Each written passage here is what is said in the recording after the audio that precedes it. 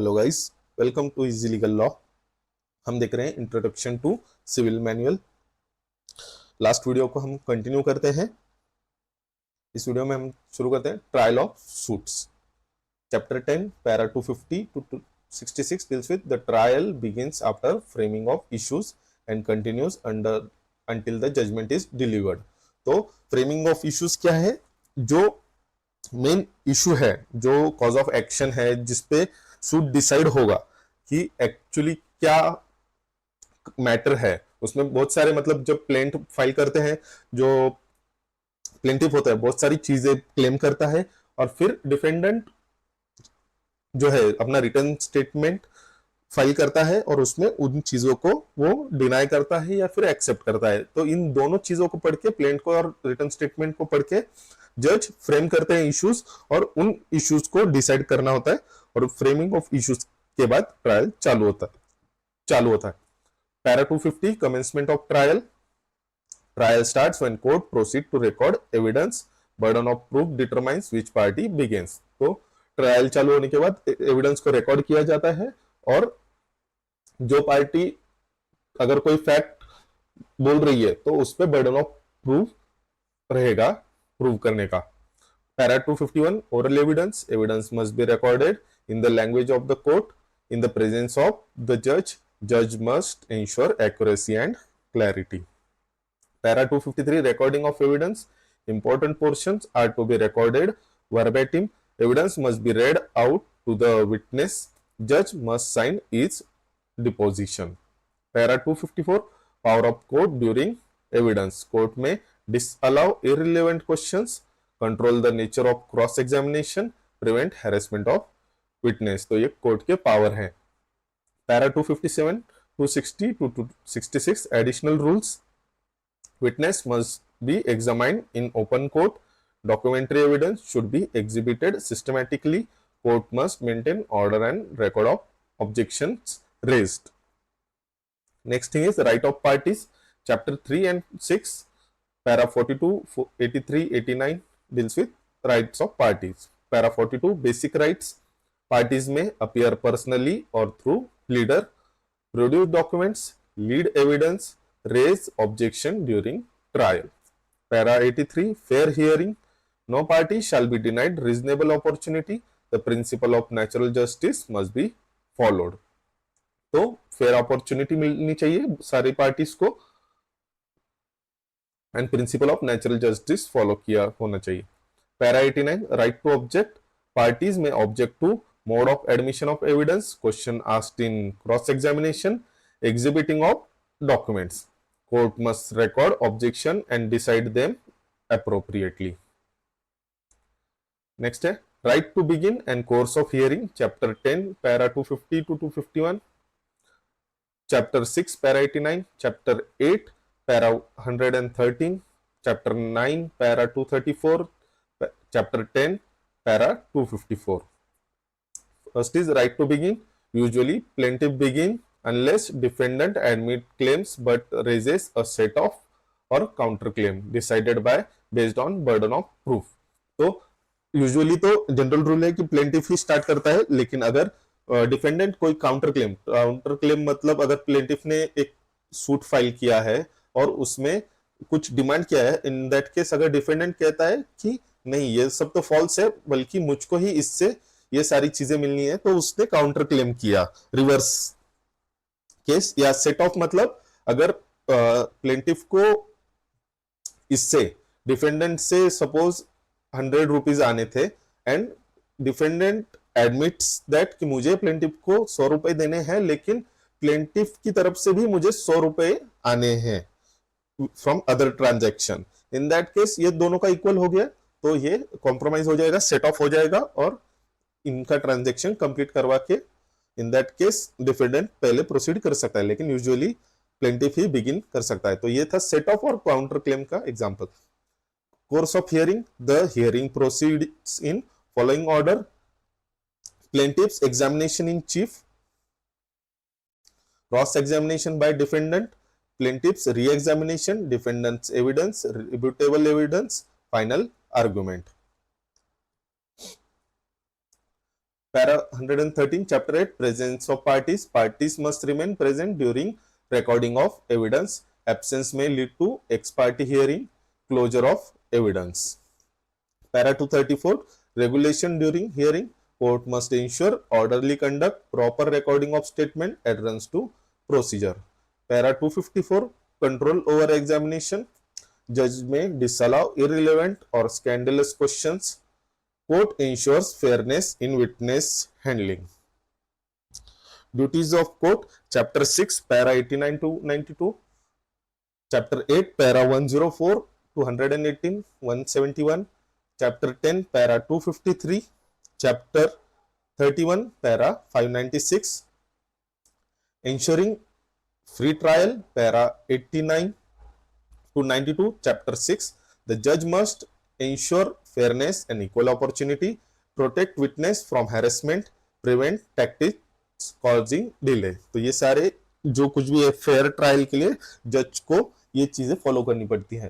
Control over proceedings, para 104 to 118, chapter 8, court must maintain discipline, decide objections raised during evidence, ensure proper marking and exhibiting of documents. तो exhibiting क्या है, जो documents को number दिए जाते हैं, जिस यूजिंग दैट वो डॉक्यूमेंट इजीली हम आइडेंटिफाई कर सके, इसलिए एग्जिबिटिंग करना इंपॉर्टेंट होता है. Administrative duties, para 171, chapter 8, para 596, chapter 31. Maintain records and deposition books, ensure proper entry in registers, supervise ministerial staff during trial days. Recording of evidence, para 253, 254 and 257, chapter 10. Judge must record evidence personally, must ensure accuracy and completeness. Evidence must be read out and signed by witness and judge. Examination, examination in chief, cross examination, re-examination. Chapter 10, 253, 254, 255. Examination on commission, chapter 8, para 113, 151 to 170, 165, 172 to 222, 230. Examination in chief, para 253, talks about conduct by the party, calling the witness, no leading question permitted except introductory. Witness states facts supporting the case. Examination in chief, जो party witness को बुलाती है वो examination in chief करती है. तो leading question allowed नहीं है, सिर्फ इंट्रोडक्शन रिलेटेड और जो केस को सपोर्ट कर रहे हैं फैक्ट्स, बस उन्हीं फैक्ट्स को बताना है. Cross examination conducted by opposite party. Purpose क्या है क्रॉस एग्जामिनेशन का? Test credibility, elicit contradiction, challenge truthfulness. तो ये तीनों चेक करने के लिए क्रॉस एग्जामिनेशन होता है. लीडिंग क्वेश्चंस अलाउड रहते हैं. जज may disallow offensive, irrelevant and oppressive questions. Re examination, para 255, limited to matters raised during cross examination, no new facts allowed unless permitted by court. तो re examination कब होता है? जब क्रॉस एग्जामिनेशन के कुछ फैक्ट्स को अगर क्लैरिफाई करना होता है तो ही री एग्जामिनेशन जिस पार्टी ने विटनेस को बुलाया वो करती है. अगर न्यू फैक्ट अगर अलाउड नहीं रहता है, अगर उनको न्यू फैक्ट को डिस्कस करने से पहले कोर्ट की परमिशन लेनी पड़ती है. Examination of witness on commission, chapter 8, when commission is issued, witness unable to attend court due to sickness, old age, distance, government duties. Procedure क्या है? Court appoints a commissioner, commissioner issues notice to both parties, evidence recorded in question answer form, report submitted to court along with deposition. तो अगर कोई witness sickness, old age या distance या government duties की वजह से कोर्ट नहीं आ सकता है तो in that case commissioner appoint करती है कोर्ट एंड और उसका मतलब उसको रिस्पॉन्सिबिलिटी दी जाती है एविडेंस रिकॉर्ड करने की in question answer form. Para 230, courts power, court may resummon the witness, reexamine the witness, ask question for clarify. अगर कोर्ट सेटिस्फाई नहीं होता है तो वो उस विटनेस को फिर से बुला सकते हैं, खुद से उसको एग्जामिन कर सकते हैं या फिर कुछ क्वेश्चन पूछ सकते हैं क्लैरिफिकेशन के लिए। Adjournment of hearing, chapter 1 para 234 to 249, chapter 9 para 234। Principle governing adjournment, adjournment should not be granted lightly, application must show sufficient cause, court must record reason for granting denying adjournment. तो adjournment is mostly कि हम court को next date मांगते हैं adjournment, और sufficient cause देना होता है। Acceptable grounds, sudden illness, absence of key witness, non availability of essential document, unavoidable emergencies, इन ग्राउंड्स पे एडजर्नमेंट मिल सकती है। रिस्ट्रिक्शन क्या है? Cost may be imposed for causing delay, frequent adjournment discouraged, जजेस must ensure timely disposal. Next point is judgment, decree and taxation of cost.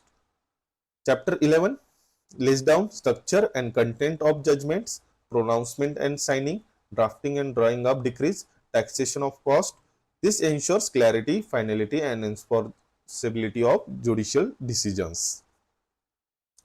Execution of decrees, execution proceedings translate judicial decision into actual relief. Chapter 21 covers mode of execution, attachment and sale of property, arrest and detention of judgment debtors, delivery of possession, obstruction and resistance, execution of foreign decrees. This chapter is vital for converting judgments into practical outcomes. तो ये सारे modes होते हैं execution के। इन that case अगर court कोई judgement देता है इस एग्जीक्यूशन का, तो ये मैनुअल हेल्प करता है इनको कैसे प्रैक्टिकली मतलब इनका प्रोसीजर फॉलो करें। Certified copies and कॉपिंग fees, chapter 29 prescribes procedures for applying for certified copies, urgent copy rules, fees payable, inspection of records. This ensures reliable access to judicial documents. Certified copies क्या रहता है? अगर हमारी कोई case चल रही है और उस फाइल में से अगर कोई डॉक्यूमेंट चाहिए हमको टू प्रोड्यूस बिफोर कोर्ट, या फिर किसी और जगह कोई ऑर्डर पास की है कोर्ट ने, डिक्री पास की है या फिर कोई जजमेंट पास किया है, तो अगर किसी अथॉरिटी या किसी पर्सन को हमको देना है तो हमको उसकी सर्टिफाइड कॉपी लेनी पड़ती है। तो वो जो ओरिजिनल कॉपी की जेरोक्स निकाल के उस पे कोर्ट का स्टैंप रहता है कि ये सर्टिफाइड कॉपी है उस कोर्ट प्रोसीडिंग की।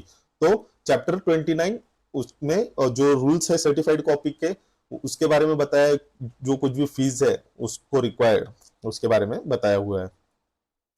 Court records management and preservation, proper record keeping is the backbone of judicial transparency. Chapter 27 regulates custody of records, preservation and weeding out, indexing, arrangement and movement of files, safety and confidentiality. These practices prevent tampering, loss and deterioration of judicial document. Document का जो records होते हैं judiciary के, वो बहुत ही important रहते हैं क्योंकि वो एज अ रेफरेंस भी आगे जाके यूज किए जा सकते हैं। इन दैट केस ये बैकबोन है जुडिशियल ट्रांसपेरेंसी का। और उनके मैनेजमेंट के बारे में chapter 27 of criminal civil manual बताया गया है। Appendices, the appendices consolidate essential practical information such as addresses of Indian ambassador and high commissioners, court holidays, appendix J, columns of high court, writ register, format based guidelines under appendix J.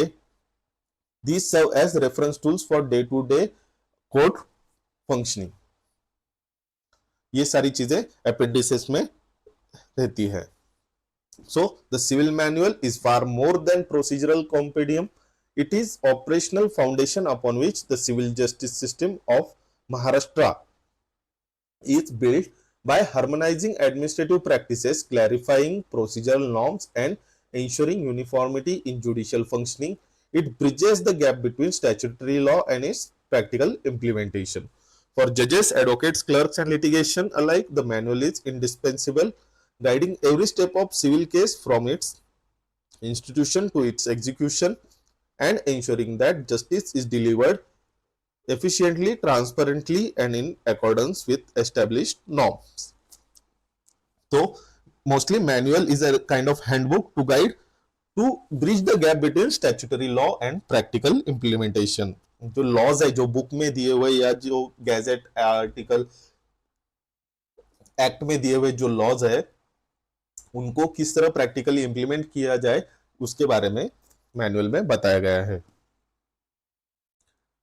That was all for today. See you in next video. Till then, like, share and subscribe. Thank you.